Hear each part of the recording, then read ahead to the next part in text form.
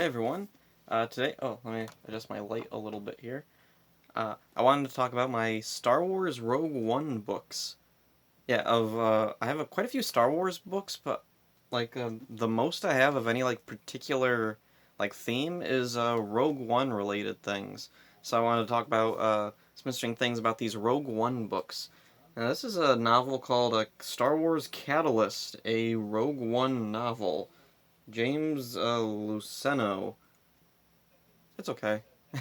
It's a kind of a dry read. It's a prequel to Rogue One. It's set around the bad guy Krennic and Tarkin debating on stuff that has to do with the building of the Death Star. A lot of it is just really dry procedural stuff and engineering talk. It's not really an action sci-fi book that I was expecting. It was okay. I'm glad I read it. It's just, it's not really for me. My favorite part was a scene where Krennic is discussing with someone about, let's see. Originally on the Death Star, they brought on the Geonosians, the bug aliens from Episode 2. They're building the Death Star, but they weirdly are killing each other. And so he went to talk to Poggle the Lesser, the leader of the Geonosians, and he was asking him, why are they killing each other? And Poggle was like, that's normal. So that's the one thing that stood out to me about this book, but yeah, it's kind of a dry read. So let's go to the next one. Right here we have a magazine from Entertainment Weekly, Rogue One: A Star Wars Story Ultimate Guide.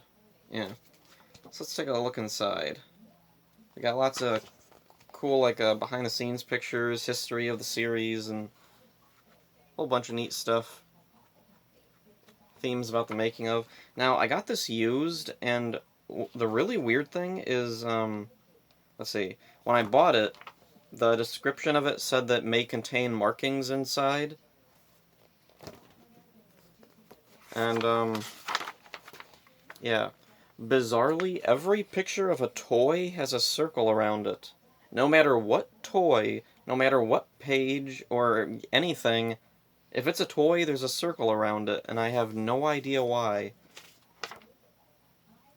There's no other marking in here at all except around the toys. There's circles around them, and that is bizarre.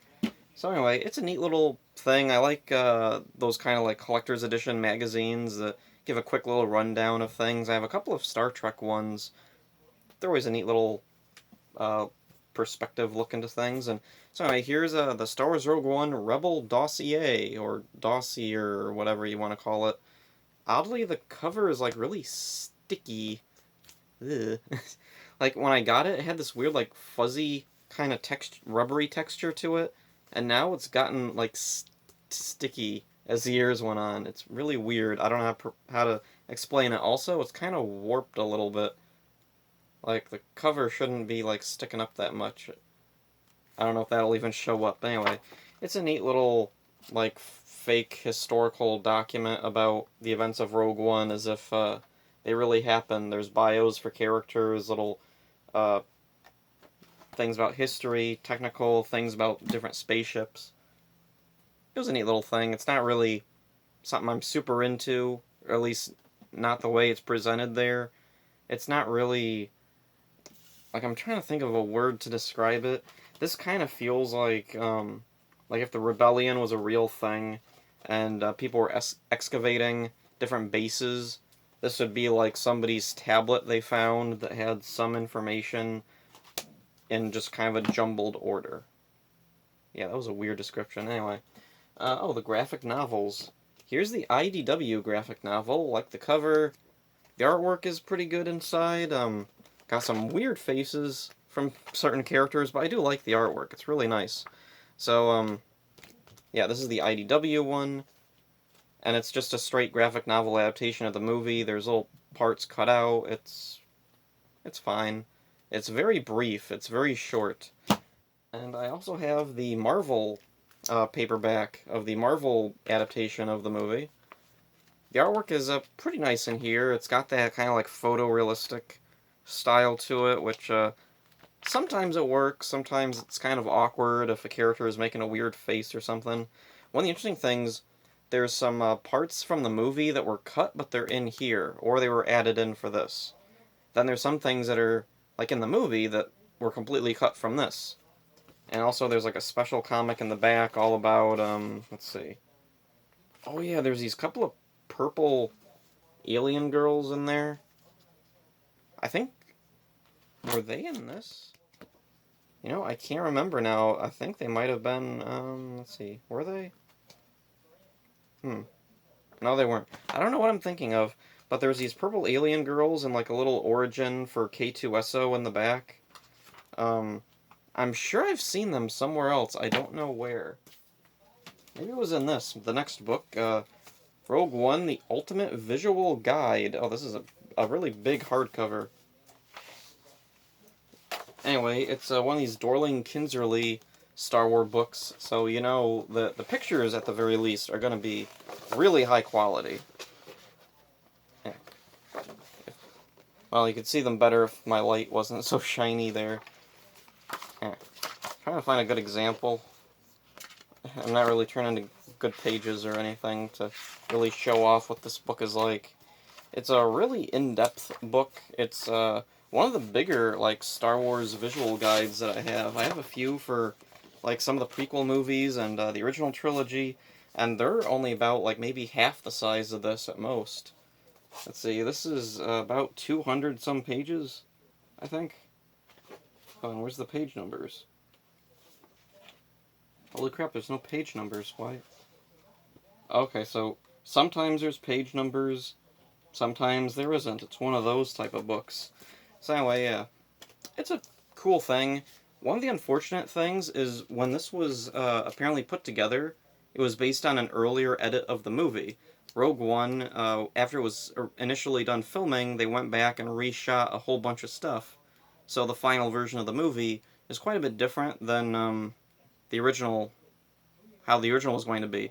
And a lot of the promotional material, I think, was more based off that original edit, because there's stuff that's in the movie that's completely absent from this, and there's stuff in this that feels like it's there's way more emphasis on it than there actually was in the final version of the movie. Although it could just be that it's an encyclopedia book from Dorling Kinserly, and they like to flesh out every little thing. So it's possible just, you know, tiny little things. They came up with these big elaborate backstories just for the heck of it. And then last up, the latest book I just got, The Art of Rogue One. This was really cool. I was waiting for this to go on sale, and I finally found a cheap copy, and it's a library copy. So it's got a nice library plastic binding around the cover, so that's cool. And it's in really good shape for a library book. It's pretty recent. They apparently gave it away as soon as they got it, I guess. Now, there is one page with a rip, but it's not too bad, and everything else looks intact for the most part, so, you know, over 50% off. Like, yeah, it was over 50% off what it usually goes for. Usually this goes for about 35 bucks. I got it for about, I don't know, 10 something. So, yeah, good for me. And so, yeah, flipping through, looking at all the concept art and, like, deleted concepts, stuff that was the inspiration for certain things in the movie. It's really cool. I really love seeing this type of thing. Yeah.